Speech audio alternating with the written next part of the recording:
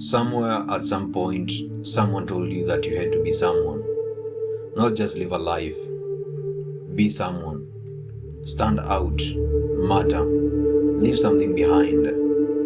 None of us remember when we first believed these.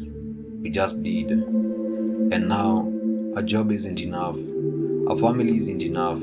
A quiet good life isn't enough. There's a small voice underneath everything, asking the very same question again and again. What if I turn out to be ordinary, mediocre, just mundane? None of those words feel neutral. They feel like bad news. I want to sit with these for the next few minutes. Why do these words scare us so much? You know the moment late at night you're scrolling and someone your age just did something big. They started a company, they moved to a new country, got the promotion, posted the wedding, the trip, and a life that looks like it's going somewhere for them. Something in your chest tightens just a little. You tell yourself you're happy for them, and maybe you are. But under that, a quiet question shows up without being asked. Am I falling behind? And here's the strange part, you cannot even say what you're behind on. There is no finish line, no list that says this is what life should have. But still, the fear is very real. One study followed university students for 2 years. It found something worth knowing. As their basic need went less met, their fear of missing out went up every year a little more. We did not invent this feeling, but we built a world, a society that feeds it to us every single day. I don't think social media made this fear. I think it just tuned it up just a notch, and it's something much more older. There's a cultural anthropologist named Ernest Becker. In 1973, he wrote a book called The Denial of Death. It won a major prize the year after he died. And his idea was very simple. Humans are the only creatures who know for sure that they will one day die.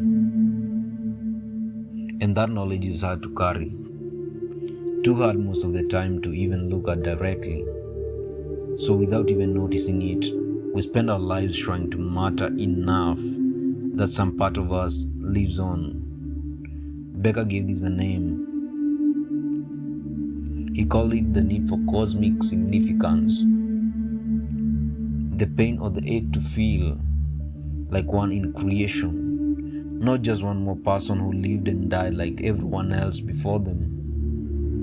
Every book you try to finish, every business you dream about, every wish to be remembered, maybe it is not only an ambition, maybe it's an old human way of arguing with death, which means this was never really about the fame or building something huge or building a legacy as most of us would like to think.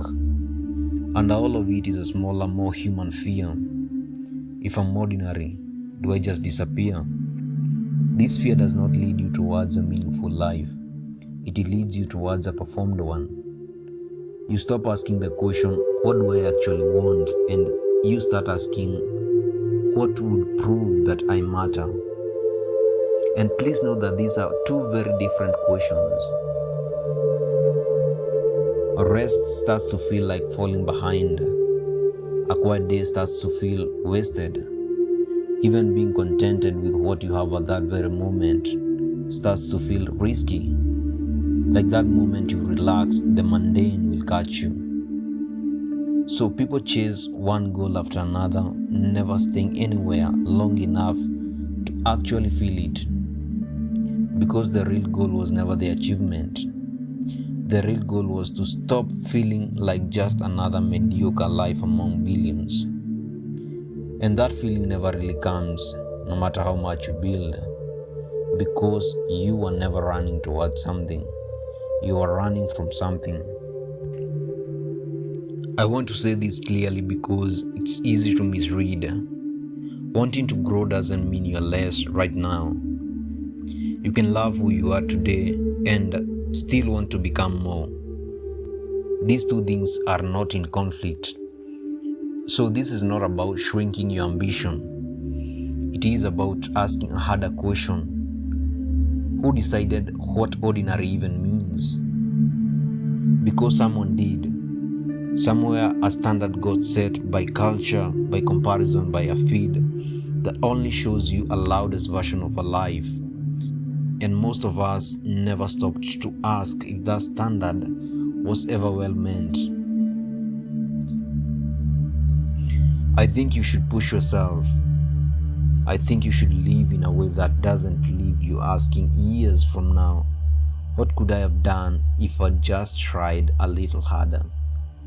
That regret is real. I don't want to talk you out of it, but pushing yourself doesn't mean chasing someone else's checklist. I know a teacher, and maybe you do too, who found their whole meaning in a classroom. To someone scrolling past, that might look small, ordinary even. But for that person, it's the highest calling they could imagine. So the size of life was never the real measure. The real measure was whether the life is actually yours. So maybe the real question is not whether you are ordinary. Maybe the real question is who gets to decide what the word means. And why did you ever agree to let them? You can still push, you can still want more for yourself. That instinct isn't the enemy, but push towards what actually feels true to you, not towards a finish line someone else drew that you never actually agreed to run for.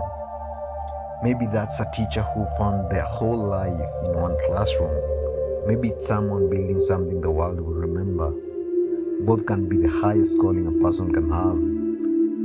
Neither one needs the permission of the other. I don't know which one is yours, but maybe, just for the next minute, sit with that question.